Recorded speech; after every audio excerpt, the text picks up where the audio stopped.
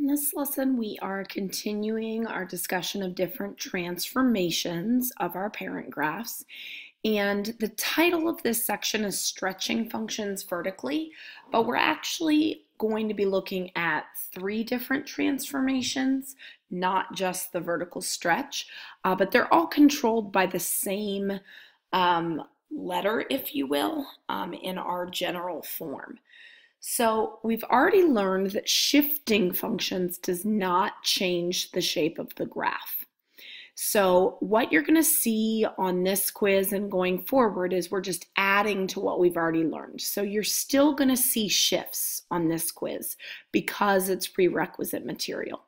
But in this lesson, we're going to add on some transformations that do change the shape of the graph. So the 3 that we're going to be looking at are reflection over the x-axis, which a reflection is also sometimes called a flip. And that happens when you multiply the function by -1, which in most cases means just that your a value is negative.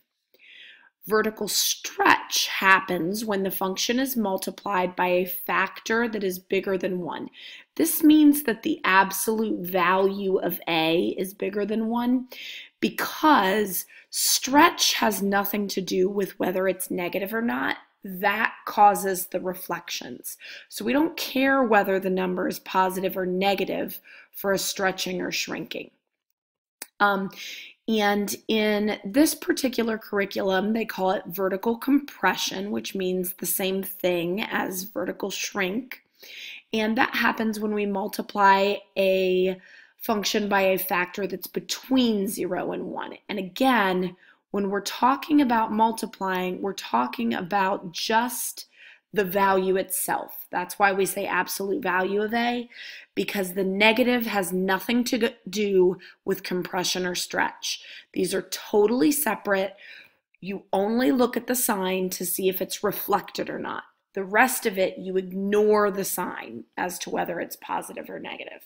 So all 3 of these that we're adding today are based on the value of a in the general form. So we already had the h and the k for our shifts. Now we're adding in that a. So you can see that in the absolute value, the quadratic, the cubic, the a's are all out in front. On the reciprocal, usually if it's a stretch, the a is going to be in the numerator.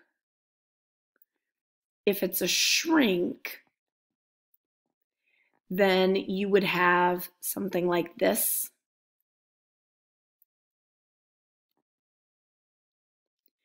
Again, if it's negative, the negative would be out in front. So the stretch shrink looks a little bit different on the reciprocal function.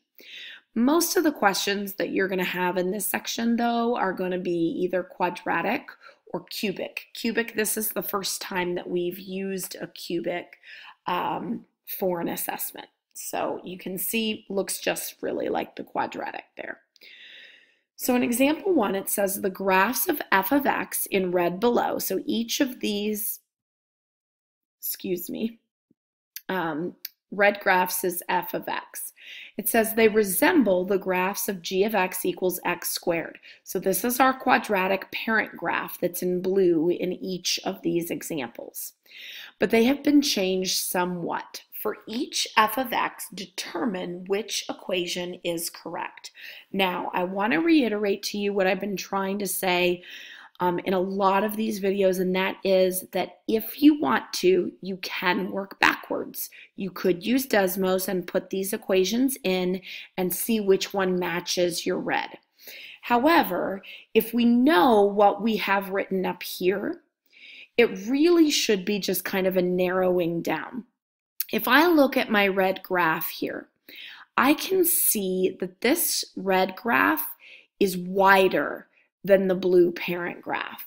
And that happens, I'm going to change colors here to make it stand out, when you have a vertical shrink. This is going to make the graph wider. because vertical compression means you're taking the graph and you're pressing down from the top and bottom, which is going to make it stretch out. It's going to make it fatter or wider. Vertical stretch would be when you hold on to the top and bottom and you pull it. So vertical stretches are going to make the graph skinnier or thinner.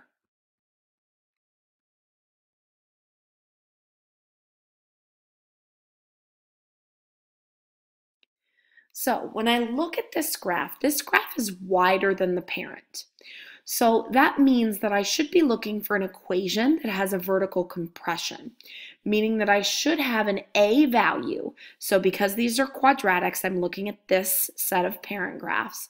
I'm looking for an A value that's multiplied before my squared that should be between 0 and 1. So here it's -1, and again, the negative would cause a flip. So this is definitely a no, because this red graph is not flipped upside down, which also eliminates this, because this guy is flipped as well, the negative out in front. So I'm looking at these two in the middle. One of them has a 3 multiplied in front, one of them has a 0.3. So 3 is bigger than 1. This second equation would represent a vertical stretch, which is not what I have here. What I do have is a vertical shrink or compression, and I can check the second part too. It's also shifted up 4. This is a K value like we studied the last time. So again, you can check it with Desmos or your graphing calculator, but this is the only one that makes sense. We can kind of narrow it down. On B, I can see from my blue parent that this graph is flipped upside down and it's shifted both to the left and down. So flipped upside down means that I'm going to eliminate both of these because there's no negative out in front. And flipped graphs have to have a negative. So I'm looking at these two, and because I've shifted both left and down, this one has a downshift, but it doesn't have an H, which means that this should be my choice, and I double check it. Negative means it's going to flip upside down. It looks like it's the same width as the parent, which is why there's not another number, just the negative, so -1. This +5 would mean left 5, which we do have, and this -1 would mean down 1, which we also have. So we know we've got the right choice there. All right, last one of this type in C. We can see that this red graph is much skinnier than the parent graph. We can also see that it's shifted to the right and up. So I can eliminate this one because that's shifted down. And shifted to the right would mean a minus on the inside, which this is the only one that has it. So now I'm going to check. 4 in front would mean vertical stretch by a factor of 4. So that would make the graph skinnier. This means right 1, up 4. Right 1, up 4, and it's skinnier. So yes, this makes sense to be my equation. So we can kind of just use our powers of deduction there without actually having to graph anything. All right, example 2. Suppose that f of x equals x squared, so that's my parent, and g of x equals 1/2 times the quantity x minus 6 squared.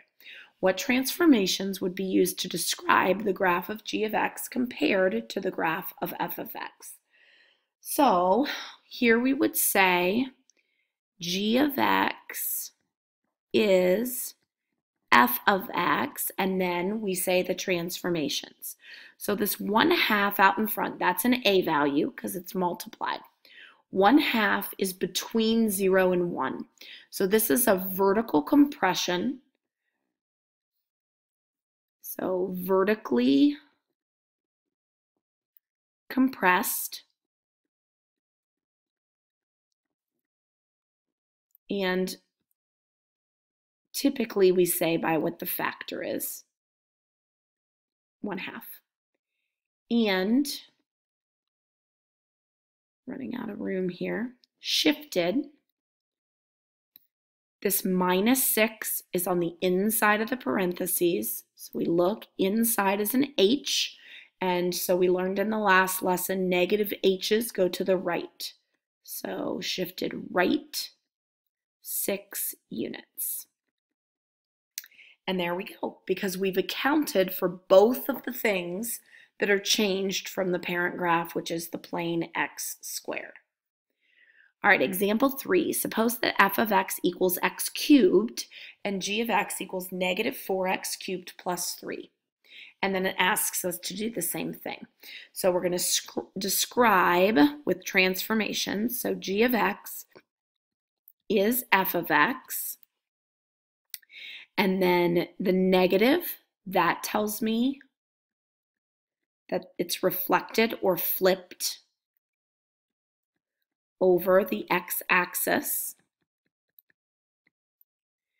Then the 4, remember we don't care about the negative part for shrink or stretch. We only care about that for the reflection. 4 is bigger than 1, so that's a vertical stretch. So stretched vertically by a factor of 4. And then this plus 3, it's not in parentheses, so that means it's a vertical shift. So plus means up. So, and shifted up 3. And that's it. So make sure you reach out if you have questions. We're just combining all these parent graph transformations.